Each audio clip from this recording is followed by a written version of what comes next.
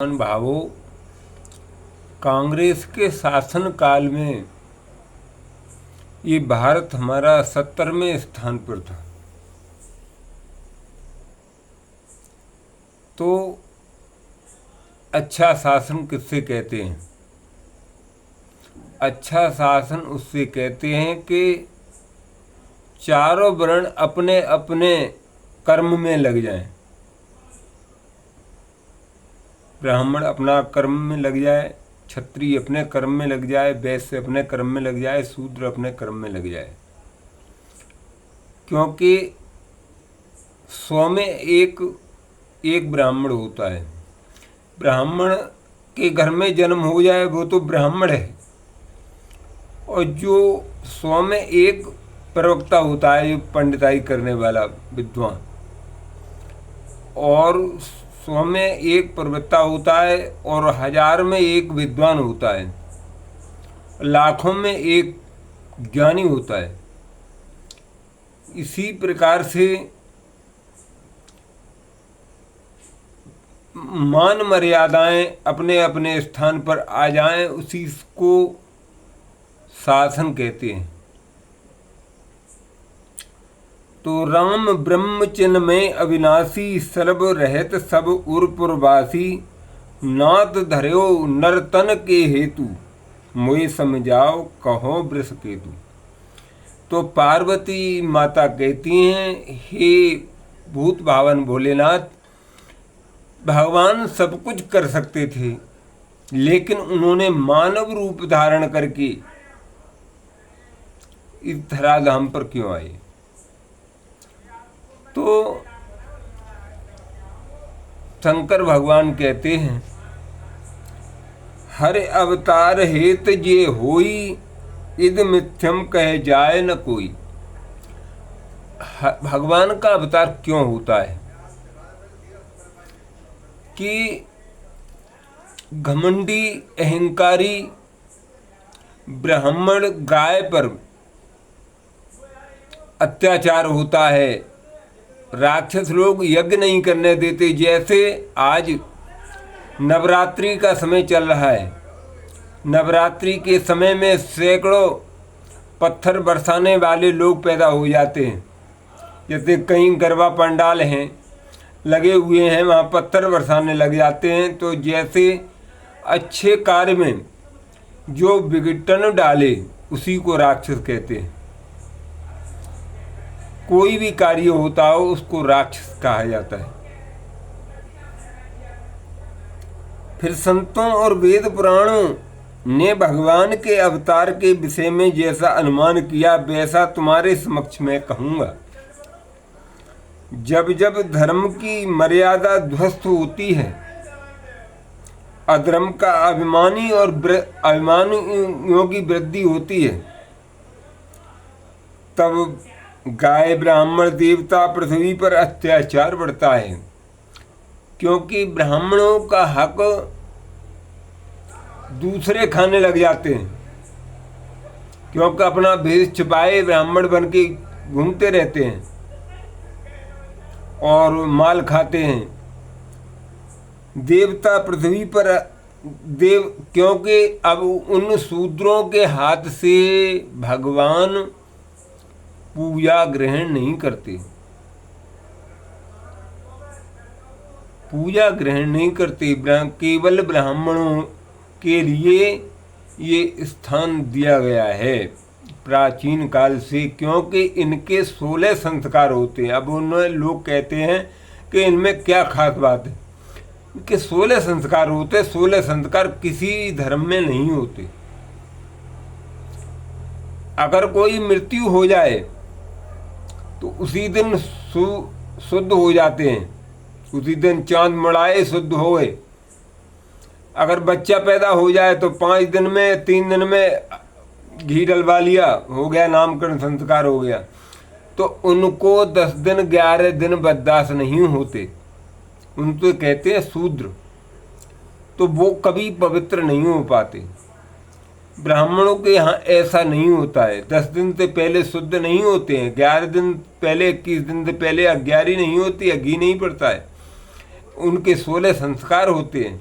इसलिए वो ब्राह्मण, और बचपन से वो शुद्ध शाकाहारी होता है, इसलिए वो उसको कहते हैं द्विज, ब्राह्मण विद्वान।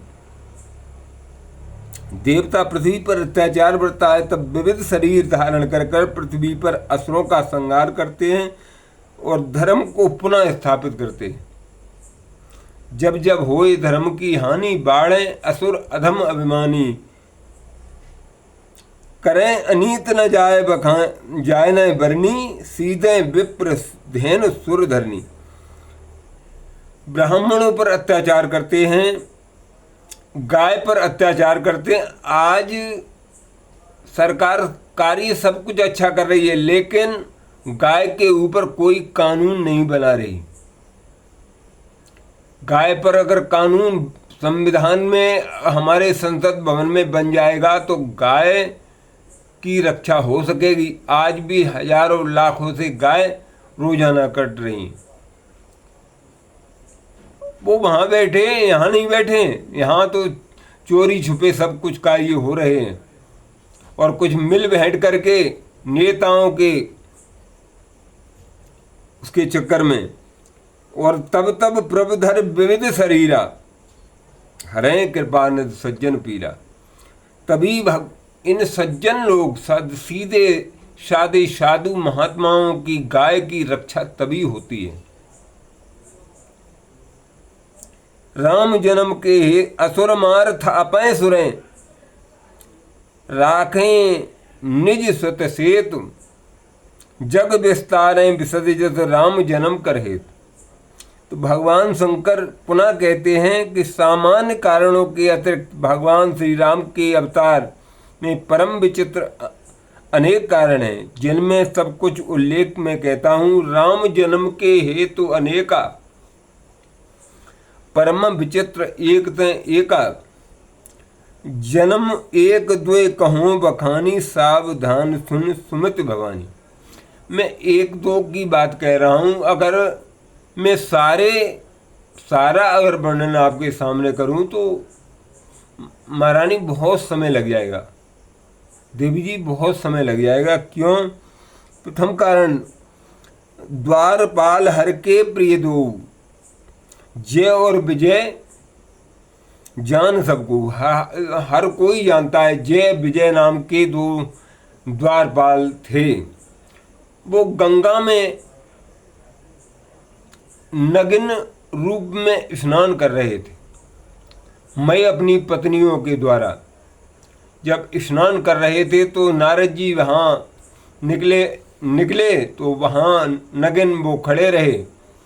तो नारद जी ने उनको श्राप दे दिया कि जाओ, तुम वृक्षों की तरह खड़े हो, तुम जाओ, जड़ हो जाओ।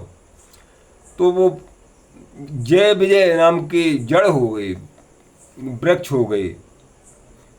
और विप्र श्राप से दोनों भाई तामस असुर देह तिन पाई। फिर उन्होंने वृक्ष बन करके और फिर कामस यानी राक्षस हो गए। उन राक्षस में कनप, कसक और हाटक लोचन, हिरणाक्ष और हिरणाकुश बने। और उन्होंने तपस्या करके सारे देवताओं से सारी शक्तियां लेकर के, और उन्होंने ऐसे वरदान प्राप्त किए कि देवता भी उनसे भयभीत हो गए। जगत विदित रघुपत बदमोचन, कनप कसकोर हाटक लोचन, विजयी समर वीर विख्याता, धर बराह एक निपाता। तो विश्व विजयी हो गए और होए नरहर दूसर पुनमारा, जन प्रहलाद सुयस विस्तारा। उन्हीं के परिवार में जो असुर हो जाते हैं, उन्हीं के परिवार में ऐसा भक्त पैदा होता है, जैसे कहते घर का भेदी। रावण के परिवार में अगर विभीषण नहीं होता तो रावण का नाश नहीं होता। हिरणाकुश के परिवार में भक्त प्रहलाद नहीं होता तो सहज हिरणाकुश नहीं मरता। तो आपस में और समय, ऐसा समय का दंड जब चलता है तो उसकी बुद्धि खराब हो जाती है, और ऐसे बच्चे परिवार में पैदा हो जाते हैं जैसे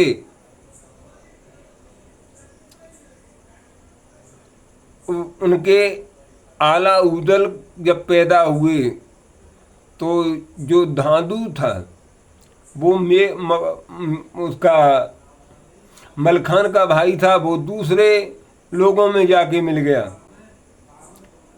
तो ऐसे कमजोरी हो जाती है और घर में ही विभीषण पैदा हो जाती है। ओम नमो नारायण।